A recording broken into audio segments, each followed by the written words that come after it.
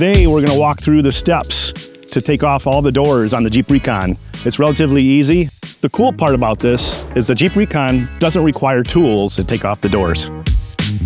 First step is you grab this access panel. That shows the electrical connector. Undo the electrical connector. Take it off the loop right here to wire harness in the door.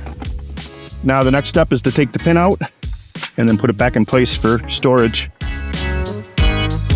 Now we just go to 90 degrees and take it off.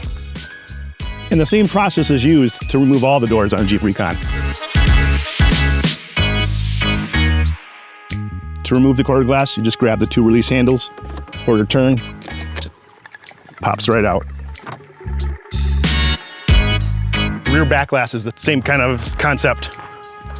Two handles, quarter turn, pop off, remove your defrost, move the back glass, ready for storage.